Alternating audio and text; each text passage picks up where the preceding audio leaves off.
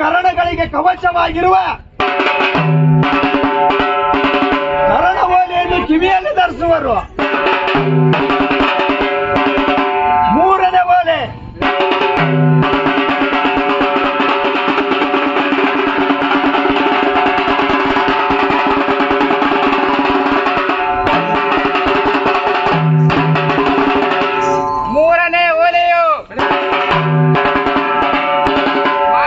ಚೈನಿನಲ್ಲಿರುವುದು.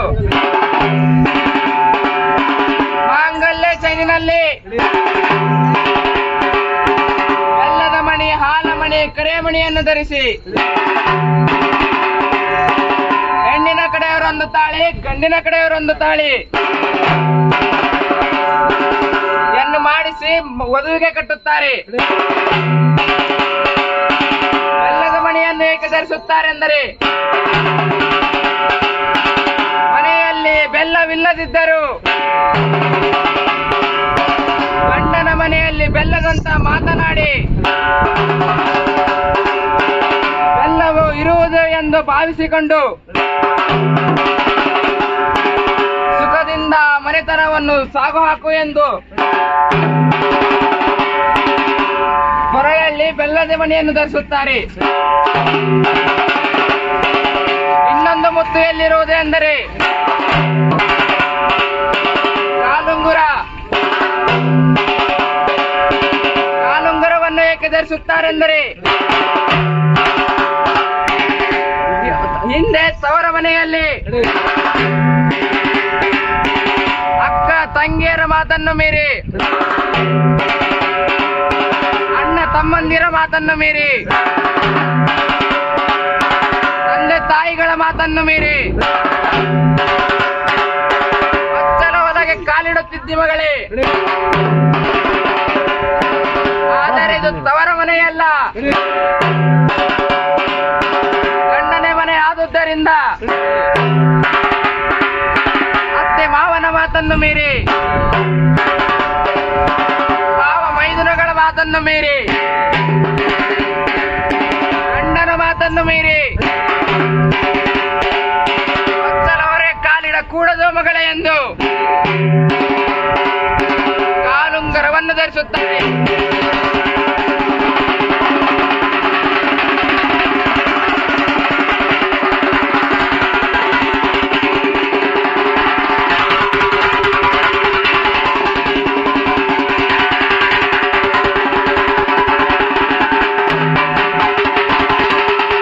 ಇಂತಪ್ಪ ಕುಬೇರನ ಹೆಂಡತಿಯು 5 ಮುತ್ತುಗಳ ವಿವರವನ್ನು ನೀಡಿ ಕುಬೇರನ ಒಡ್ಡೋಲಗದಲ್ಲಿ ಇರತಕ್ಕಂತ ಎಲ್ಲ ಬಂಗಾರವನ್ನು ಒಂದು ಪರಳಿಯಲ್ಲಿ ಹಚ್ಚಿರತಕ್ಕಂತ ಅಂತ ತಕ್ಕಡಿಯಲ್ಲಿ ತನ್ನ 5 ಮುತ್ತುಗಳನ್ನು ತೆಗೆದು ಇಡುತ್ತಾಳೆ.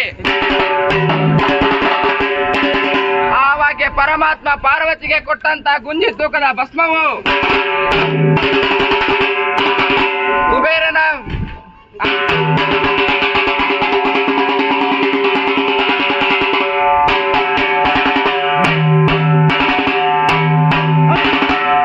ಆಸ್ಥಾನದಲ್ಲಿರತಕ್ಕಂಥ ಬಂಗಾರದ ಪರಡಿಯು ಸಮವಾಗಿ ನಿಲ್ಲುತ್ತದೆ. ಆವಾಗ ಪಾರ್ವತಾದೇವಿಯು ಆ ಬಂಗಾರವನ್ನೆಲ್ಲ ತೆಗೆದುಕೊಂಡು ಕೈಲಾಸಕ್ಕೆ ತೆರಳುತ್ತಾಳೆ. ಆವಾಗ ಪರಮಾತ್ಮನು ಬೇಳುತ್ತಾನೆ, ಗೌರಾದೇವಿಯೇ, ಬಂಗಾರ ಬೇಕು ಎಂದು ಬಡವಡಿಸುತ್ತಿದ್ದೀಯಲ್ಲ, ತೆಗೆದುಕೋ, ಇಷ್ಟು ಬಂಗಾರವಿರುವುದು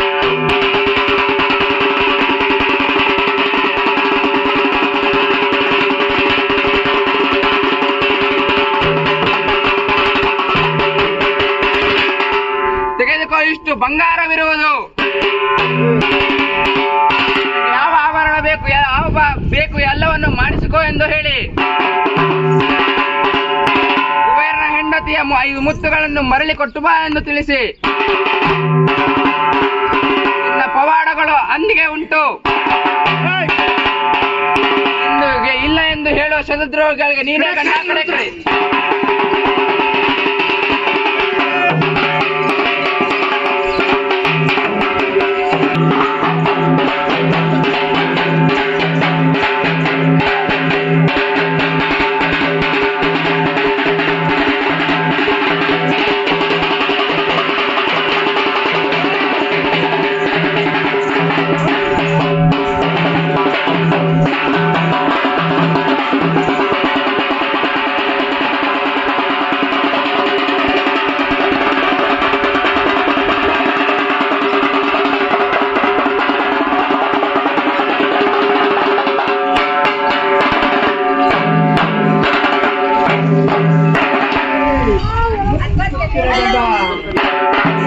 ಕೊಡಿ ದೇವರ ಗಂಡ ಬಲ್ಲಾಪುರದ ಮನೆ ಗಂಡ.